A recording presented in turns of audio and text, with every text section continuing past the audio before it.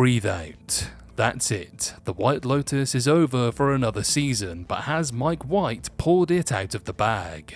The last 90-minute blockbuster episode, the longest the show has ever run, served up death in spades as well as cathartic reckonings, almost murders, and some very sad realizations, namely that becoming successful means compromising your morals. But before we get into it, if you haven't done so already, please hit the subscribe button, drop a like and comment on the video, and if you're able, please sign up for channel memberships for exclusive content, which really helps us out.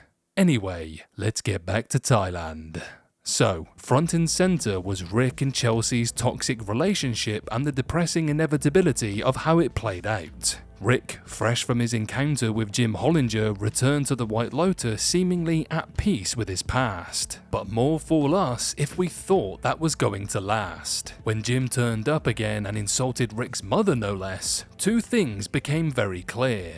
One, Jim was actually Rick's dad. Surprise if you were one of the sleuths who guessed it, congratulations. And two, Rick was absolutely going to kill him, which he did, stealing the gun off him and firing off those shots we heard back in the start of the season, and ultimately dooming both himself and Chelsea in the process. Their deaths were tragic and, to be honest, pretty obviously signposted. What was much less tragic though was the culmination of the Ratliff family storyline, which veered far off the beaten track and into the realms of farce. While Piper's sudden U-turn on becoming a monk was expected, the Rich's inability to give up on the luxuries they're used to is a classic Mike White touch. What was not was Tim's sudden desire to kill off all of his family with a poisonous fruit smoothie. Yes, the Chekhov's fruit came back to haunt us. What better way to release your family from the horrors of being poor than with murder-suicide? All except for Lachlan, because apparently he seemed the most likely to be able to cope without material goods, not counting the traumatic deaths of his loved ones.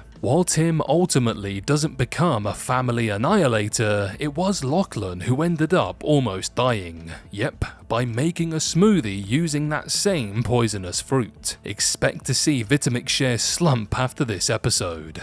To be honest, it was all a bit silly and resolved nothing. The Ratliff family ended up sailing back merrily to the US to the barrage of legal difficulties awaiting Tim, and the incest storyline never really resolved. Ooh. But if that pill, or, fruit was hard to swallow, wait until we get around to Belinda. Together with her son Zion, she spent most of the episode bargaining Greg into submission. In the end, she sold her silence for a staggering $5 million, surely chump change to Greg, and immediately dumped her hot masseuse boyfriend with whom she vaguely promised to start a business.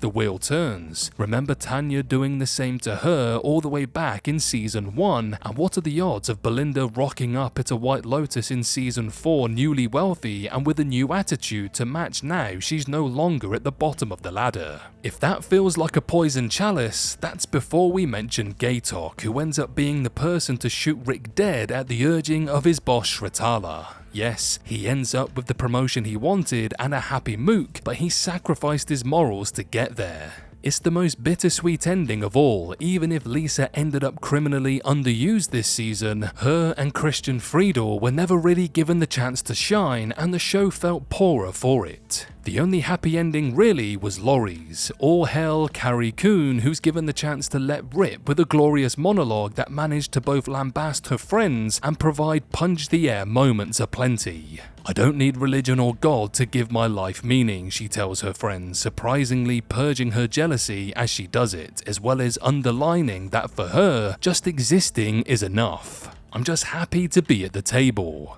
It was a neat tying up of the American Wives storyline, and one that actually felt satisfying. The same cannot be said for some of the other plot lines, most of which didn't so much bang as wetly implode, but the show's slyly subversive edge remains intact, even if it ultimately bottled some of its more compelling storylines. Here's hoping the next season hits harder. Now I know this might be a bit of a divisive review, but let me have it in the comments below if you feel differently and how you felt the finale played out.